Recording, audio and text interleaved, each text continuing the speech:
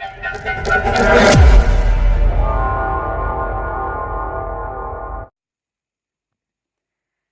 Students, so I welcome all you my YouTube channel Rathore classes Mirzaganj.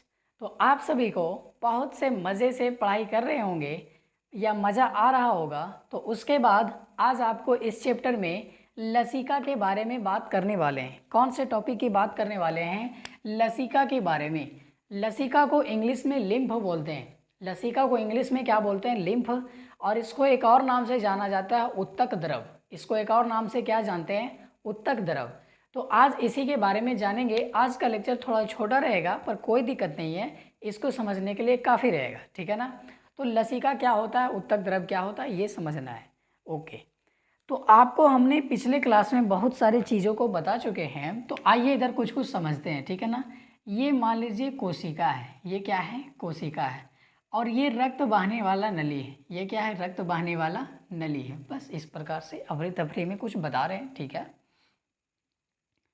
ये रक्त बहने वाली नली है और ये क्या है? ये कोशिका है, सेल है, कोशिका है। और ये रक्त बहने वाली नली है। तो जब ये रक्त बहने वाली नली है तो इसमें क्या बहेगा? रक्त बहेगा। क्या बहेगा? रक्त बहेगा, खून बहेगा, खून ही खून बहेगा, ठीक है। ये हो गया। तो उत्तक मतलब उत्तक द्रव या लसिका होता क्या है, इन्हीं को समझा रहे हैं, ठीक है ना। तो देखिए यहाँ पे हमने क्या लिखा है। रक्त, कौन? रक्त। तो रक्त कहाँ बह रहा है? रक्त नली में। रक्त कहाँ बह रहा है? रक्त नली में। तो ये क्या हो गया? रक्त हो गया, ठीक है। तो रक्त क्या कह रहा है? रक्त जब कोशिका से होकर गुजरता है। कहाँ से होकर गुजरता है? कोशिका से होकर गुजरता है। तो देखिए रक्त अभी जा रहा है किसके पास? कोशिका के पास। किसके पास? कोशिका के पास। फिर जब यहाँ से क्या होगा? गुजरेगा। जब यहाँ से क्या होगा? गुजरेगा रक्त, ठीक है। तब क्या होगा? देखिए जब रक्त क्या होगा? कोशिका से होकर गुजरता है, तब प्रोटीन का बड़ा अणु। किसका बड़ा अणु? प्रोटीन का बड़ा अणु। ये कहाँ से आ गया?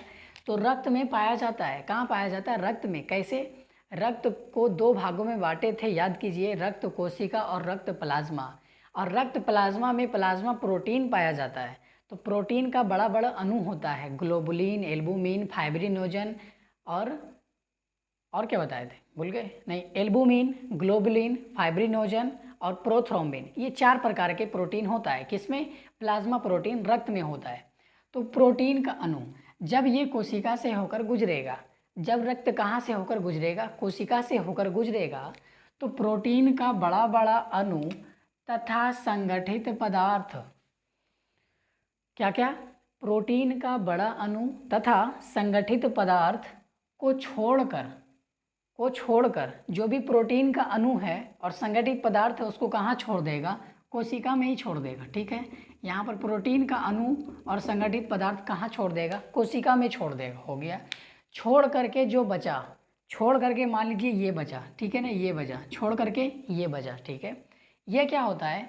जल में घुल जाता है। कहाँ घुल जाता है? जल में। कहाँ घुल जाता है? जल में।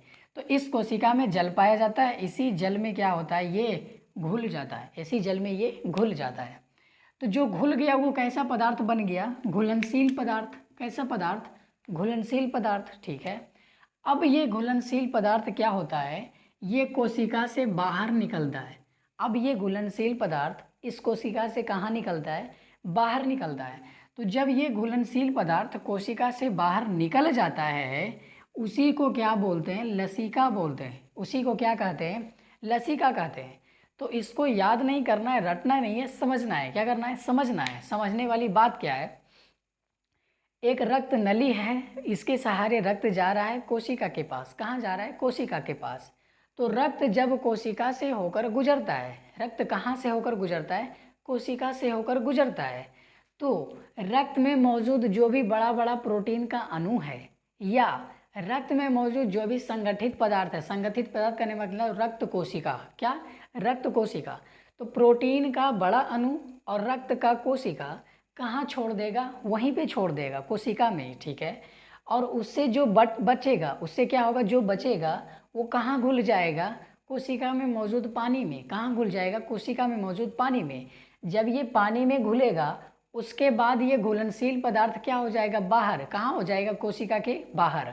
तो जो भी द्रव इस कोशिका से बाहर निकलता है उसी द्रव को क्या बोलते हैं? उत्तक द्रव बोलते हैं। क्या बोलते हैं? उत्तक द्रव।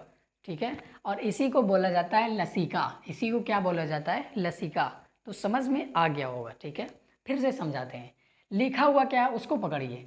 रक्त जब कोशिका से होकर गुजरता है, तो रक्त जब कहाँ से होकर गुजरता है? कोशिका से होकर गुजरता है, तब प्रोटीन का बड़ा बड़ा अणु और संगठित पदार्थ, तो जो भी रक्त में प्रोटीन है वो, और रक्त में जो भी संगठित पदार्थ है यानी कि जो रक्त कोशिका है वो क्या हो जाएगा? यहीं पर छोड़ देगा, उसको रक्त वहीं पे छोड़ देगा। ठीक है, और जल में क्या हो जाएगा? घुल जाएगा। जो भी बचेगा वो कहाँ घुल जाएगा? जल में घुल जाएगा। ओके, अब जो जल में घुला इसका मतलब वो क्या हो गया? घुलनशील पदार्थ।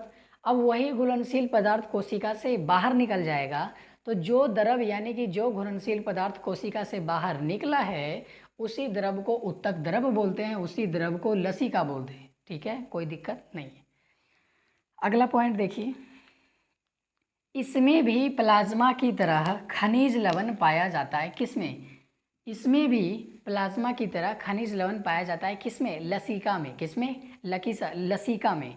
तो प्लाज्मा प्रोटीन का नाम सुने हैं, उसमें बहुत सारा खनिज लवण होता है, सोडियम आयन, पोटेशियम आयन, इस प्रकार से बहुत सारा खनिज लवण होता है। ठीक है, तो वही खनिज लवण इस उत्तक द्रव में भी पाया जाता है। ठीक है, आगे देखिए, इसमें जल होता है, लिम्फोसाइट होता है, खनिज लवण होता है, बहुत सारा आयन होता है, ग्लूकोज होता है, हार्मोन होता है, ईटीसी क्या होता है?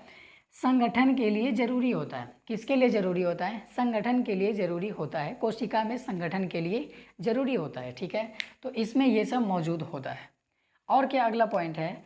रक्त तथा कोशिका के बीच, किसके किसके बीच? रक्त तथा कोशिका के बीच। ठीक है, रक्त तथा कोशिका के बीच पोषक पदार्थ गैसों का आदान प्रदान। रक्त तथा कोशिका के बीच पोषक पदार्थ तथा गैसों का आदान प्रदान किसके मदद से होता है? उत्तक द्रव के मदद से होता है। किसके मदद से होता है? उत्तक द्रव के मदद से होता है। यानी कि क्या हुआ? जो भी जाएगा, रक्त में उत्तक द्रव होता है। ठीक है, उत्तक द्रव रक्त से ही तो बनता है। ठीक है, तो रक्त से जो उत्तक द्रव बना, वही उत्तक द्रव के कारण हमारा फूड यानी कि भोजन यानी कि पोषण, जो भी पोषक पदार्थ है वो, और जो भी गैस आपस में जा रहा है रास्ता में वो, तो वह क्या होता है? उत्तक द्रव के सहारे, उत्तक द्रव के सहारे रक्त तथा कोशिका के बीच पोषक पदार्थ तथा गैसों का आदान किसके सहारे होता है? उत्तक द्रव के सहारे होता है। तो यही होता है उत्तक द्रव। तो ये छोटा सा टॉपिक था, सिर्फ उत्तक द्रव के बारे में जानना था। आगे जानेंगे परिसंचरण तंत्र के बारे में कि परिसंचरण तंत्र कितने प्रकार के होते हैं, और फिर देखेंगे मानव का एक हृदय के बारे में, पूरा डिटेल से ह्यूमन हार्ट के बारे में पढ़ेंगे। उसके बाद उसकी क्रियाविधि की जानेंगे और ये रोग के बारे में जानेंगे। फिर ये चैप्टर क्या हो जाएगा? ख़त्म हो जाएगा। तो मिलते हैं अगले वीडियो में, तब तक के लिए धन्यवाद।